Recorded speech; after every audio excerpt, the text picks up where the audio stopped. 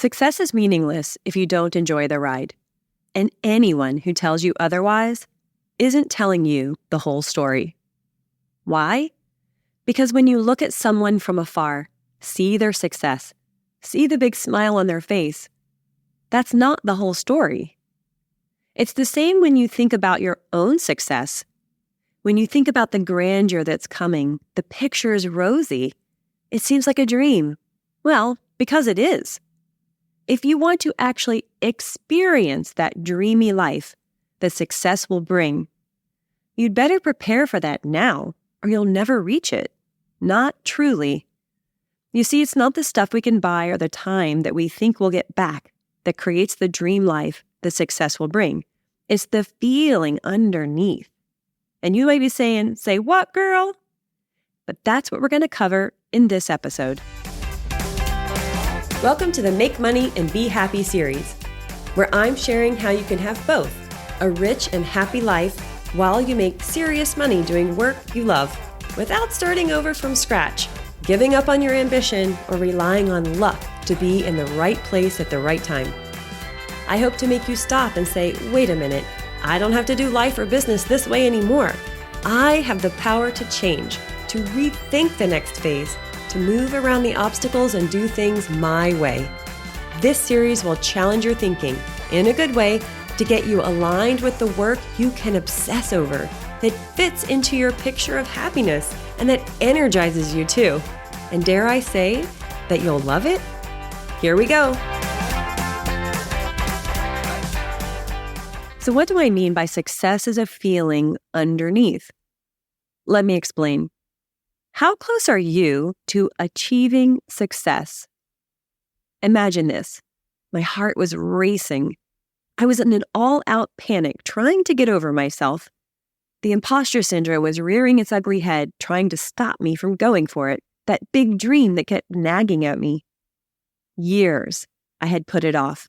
And here I was after 30 years in a successful career, huge success in my business, like multi-million-dollar wins under my belt, major wins in corporate, a valedictorian with 2 master's degrees, one in computer science and engineering, and my MBA. Plus, I'd been mentoring entrepreneurs and C-suite leaders for over 20 years as I continued to grow my own tech business. You get the picture. It's the stuff resumes are written of. But I felt like it wasn't enough. Like somehow I needed more achievements before I was ready for what was next. That's what achievement feels like. It's like a distant memory of the past that you checked the box on, may have remembered to slow down just long enough to eat a piece of cake, and then shoved it in a drawer, on to the next thing. So this is where we pause and we really look at what success is all about.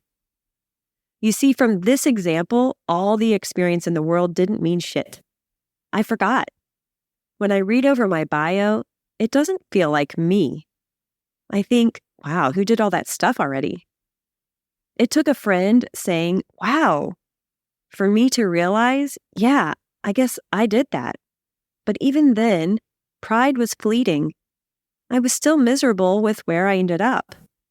I had achieved all my goals in my professional bucket list early, like in my 20s.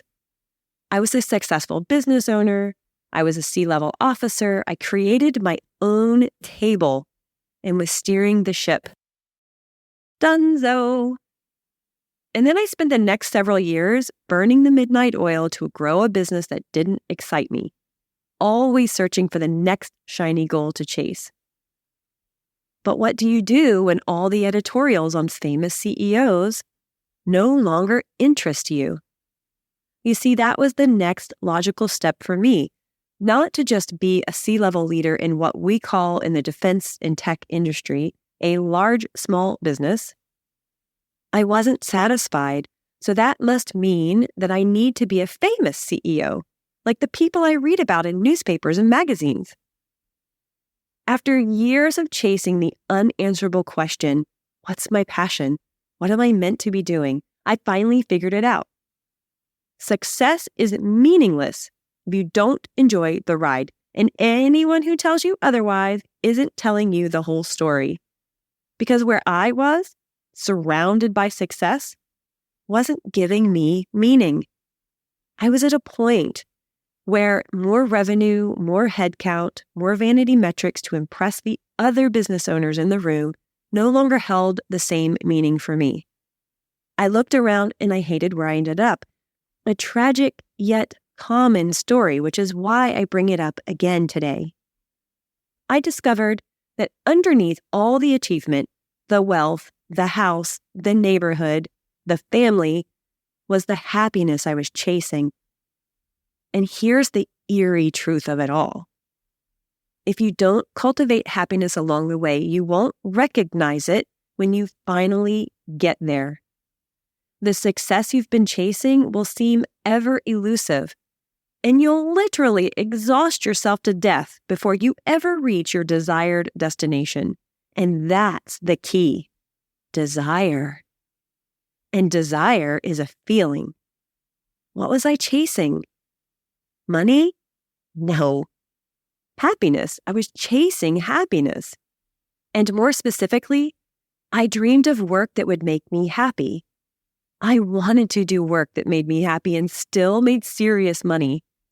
Make money, be happy. Pretty simple. But as I shared in episode 1, how suffering for your success leads to failure, I was conditioned by so many people who loved me that work isn't supposed to be fun, that it's a hobby or a job I could never be lucky enough to make the big bucks doing. Sad, really. But also, I've learned this lesson for you and for my kids, and also for the rest of my own life.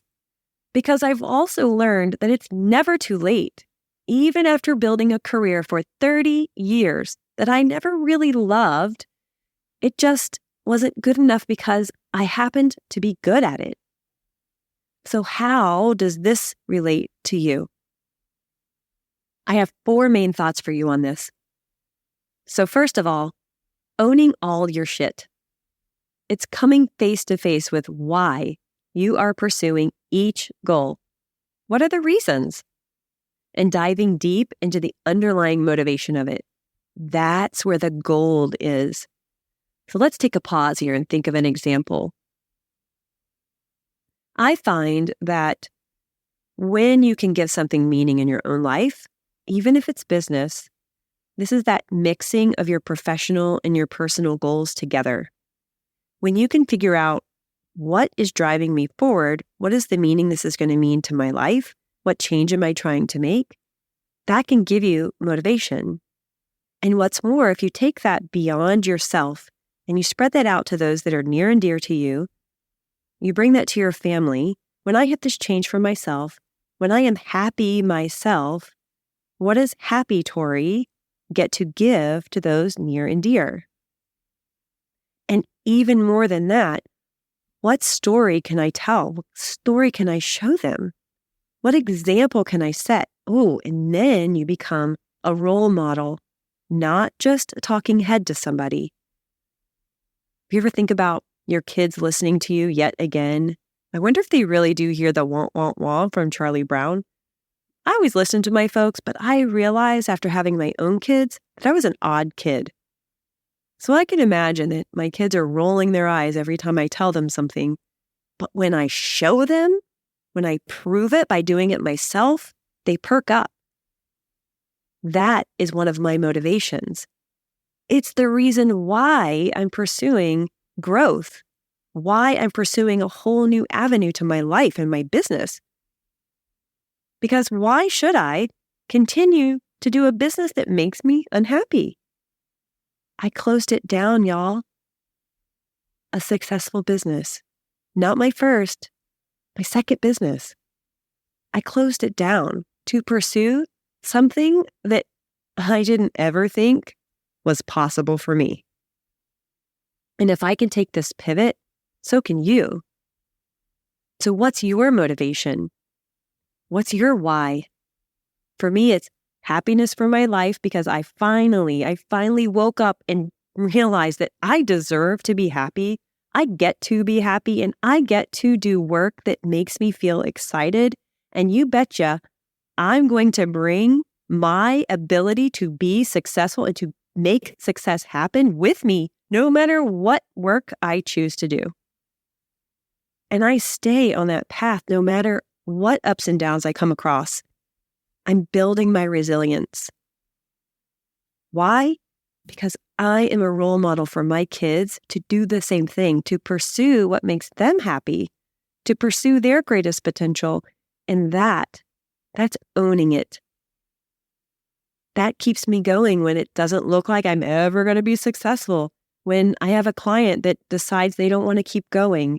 When I have a launch that didn't go as planned. When I have an offer that I'm really unsure about. All I have to do is get into my own change and get into the change I'm trying to bring to the world, which is that third layer. There's the personal, the effect it has on near and dear, and then the world. And I define the world as the people that deserve to be happy building their business, that deserve to feel confident if they want to pivot or expand their business or go into a new market or hire their first team or shift their business from a culture that they look around and they're not really happy with. They don't even like working in their own business. We can shift that without destroying the whole thing. It's magical. And that's why I do this work. So ask yourself the same question. What are the reasons? And are you owning it? My thought number 2 is business can be hard. There is a reality to it.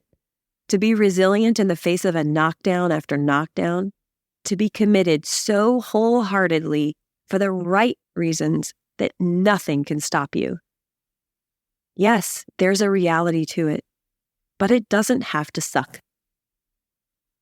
My third thought on this is if you don't enjoy the process of building your business in the day-to-day action of it, you'll be missing the whole point. The point is to reach the destination, which you assume will bring you happiness. But happiness is really at the root of what humans have been chasing throughout history. I mean, think about it. What will that all-exclusive, exotic, luxurious, all expenses paid, girlfriend vacation a la Sex in the City style that you can now afford to give or insert your own dreamy luxury?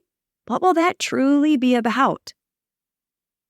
It will be about happiness and acceptance and love and friendship and connection. The experience of something magical together. You've got to learn to feel that along the way. Or when you get there, you won't remember to enjoy it and to recognize the joy. You won't take that with you. You'll just be on to the next pursuit. You'll be shoving it in a drawer and ready to go on to the next thing. No. And I'll give you some ways to get started with that later on in this episode. Now, my fourth thought on this is when we talk about enjoying our ride through success, I must talk about the money demon. This is what I call that little voice in my head who used to steer all my work decisions away from the fun stuff. This is the voice that says, stop daydreaming and get back to work. You can't wait around for luck. You have to ditch that hope of being chosen and just work hard. So put your nose down. You have to prove your value by working harder, producing more results than everybody else to stand out because you're never in the right place at the right time. You aren't charismatic. You aren't liked like he is. Ooh, that's a mean one. It used to get me every time. And here's the gotcha that used to get me even worse than that one. I had an exciting idea, and this is the voice that would come in. Yeah, but that idea isn't guaranteed to work, and you don't know how to make money doing that. Or how about this one? What if it fails and you lose everything you've worked so hard to build? Man, that money demon is mean. And it used to be the only voice I listened to. And speaking of that hard path to building, tune into episode 9, where I show you how to choose the path that not only makes sense for you in each stage that you're in, It also is a fundamental choice you have to start your own scale right revolution. All right, so back to the money demon. Tell me if this is familiar. You're facing two options. You could go left or you could go right. And so you do the natural thing, especially in business. You compute the ROI.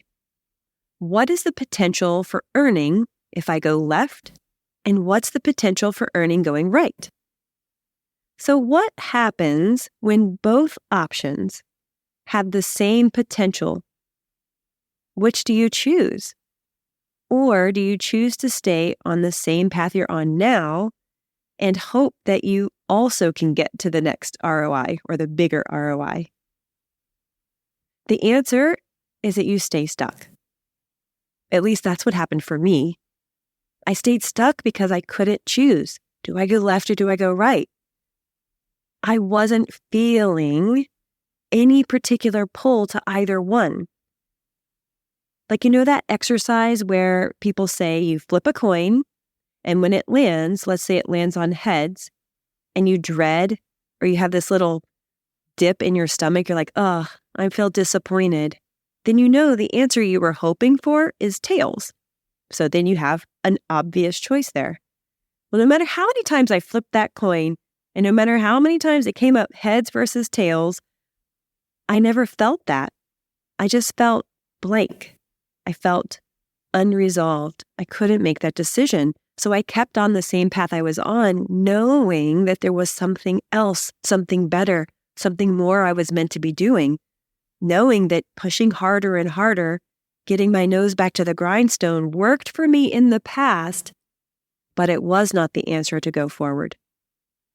Sometimes when you hear that what got you here won't get you there, sometimes that means that you just need to change your strategy, change your business plan, or evolve your business to handle that next level of growth. That's where my mind tends to go. And when I'm coaching clients on strategy in their business, we're always looking at the methodology there. But this is different. This is the time where you're reflecting on the motivation behind that choice because you're in a path, and no matter how you see that future going forward, you can't see it as something you look forward to. And so you're looking for other options. For me, the other options were finding a different solution set or finding a different customer set, but staying in technology. And while I love technology, there was just something about the work that I was doing that didn't feel aligned with my interest. It didn't excite me. It didn't light me up. And so when I thought about the options, I was still doing more of the same. It was just colored a little differently. And that's why I was staying stuck. And it's because I wasn't allowing myself to look at other options. So I'm wondering for you, is there an option that you really wish you could take a look at? Is there an option you wish would work out, that you could put it on the table and it would stand up to the other options as having a similar ROI? So I want to challenge you a bit here, to challenge your thinking that sometimes the potential we have can't be seen in the numbers on the table. I believe that you can make money no matter what industry you decide to go in. There's always a role that you can play or a job that you can have that will take you to a different level of earning potential, a different level of creating wealth, a different level of creating a business, creating a niche for yourself. I mean, if you take the entertainment industry, you might work in the entertainment industry and make peanuts. Maybe you're just sweeping the floor. Well, the guy or gal sweeping the floor does not have the earning potential of the owner of the janitorial company. Or they don't have the earning potential of the person who operates the camera. Or they don't have the earning potential of the executive producer. Or of the actor, the talent.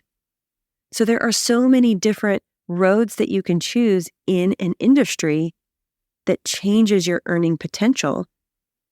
And when I mentioned the janitor job, it's not even that you have to choose to be the actor or the producer in the entertainment industry. You could just choose to own the janitorial service business. That right there gives you a completely different earning potential. And you didn't change industries. You changed the role that you play.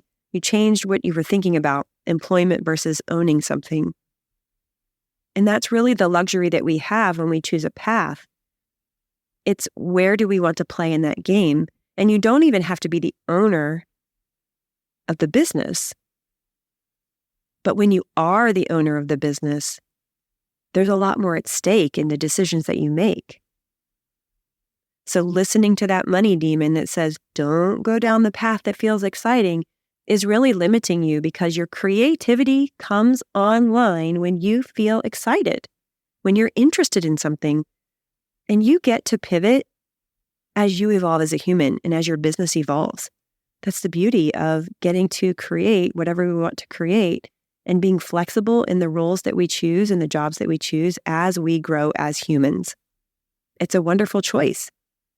And it doesn't mean that you have to start over from scratch and burn it all down and start over from nothing, losing everything you worked so hard to build. It doesn't mean that. You can make smart, responsible pivots as you go. That's the beauty of creativity and choice. But let's dive into what we can do about this. Come on, let's go. I got 4 thoughts for you here. Number 1, break out of your funk. You know what I like to do to break out of my funk? Start believing that it's possible and take a dang dance break. Talk about getting funky. Sometimes you just have to giggle, laugh, take the stress off, not make it mean the end of the world. And then do something a little different, do something unexpected. And by doing something unexpected, it could just be dreaming, having a fantasy of what could my business and life be like. I wonder, and how can I make that possible? How can I make that a reality? So break out of your funk. Number 2, define your ultimate goal. And it's based on a certain feeling and lifestyle that you design. That's your ultimate goal, not your business. Your business is there to support the life you want to live. And that means you have to live that life. Number 3, quest for meaning and motivation. It bears repeating here. Success is meaningless if you don't enjoy the ride. And I'm here to tell you that there's so much more to the story. So I used to not think about meaning or making a difference in the world. And you know what? That's okay. Perfectly okay. It served me to a point. And then there came a point where I wanted my business to be differentiated. I wanted my business to mean something so that I had a story to tell. So other people would remember me, would remember my business, and would refer me, and would invite me, would call me to be a strategic partner. I mean, that was the dream. And I needed to be able to have that meaning behind my business, which can only come from me. I needed a story about what problem my business was trying to solve. You need to know that too. What is the meaning behind why you exist? Why is your business better or the single source? Can you convince people on the other side of the negotiation table to add you, to remember you, to refer you? And what I didn't realize is meaning doesn't come from the outside. The same way as connecting to a problem that you want to solve doesn't motivate you when you seek to feel inspired and bring the best of your creative flow to the situation. That inspiration, that connection feeling comes from inside. So if you're looking everywhere outside for a problem to solve, which is common, look inside. Look inside first. And then motivation will keep you going. And an artificial, meaningful story is just hype. and people see through the hype, including you. It doesn't last. If you find yourself having to hype yourself up in order to encourage your employees to help you grow the company, because then you're hyping them up, don't you think they can see right through that? And if they can't, how long does the hype last? How long does it last for you? That's about how long it lasts for them. And number 4, ignite your impact beacon. It's a simple model to give you direction through any decision. That impact beacon is like a lighthouse that steers you in the dark. It calls you forward. It tells you where you're going. Yes, technically a lighthouse helps you avoid the rocks, but isn't that what you're doing when you know where you're going? You're making sure you're on track. You know where you are on the map. So here's a pro tip. What's a must-have pillar of your decision-making framework? I take my clients through a 4-part decision-making framework that starts with getting crystal clear on their ultimate goal. Then why is this important to you? Because when you can bring that lens into the frame of your decisions, you instantly add new criteria to the process. So you're no longer stuck with the same old transactional, money-based decisions, which steers to ignore the wisdom you have deep inside. That money demon doesn't get to drive. If you want to learn more about how your ultimate goal fits into your business goals and building a life supported by your business as you take your game to the next level, check out how to gain your own advantage at toriboats.com/advantage. That's toriboats.com/advantage.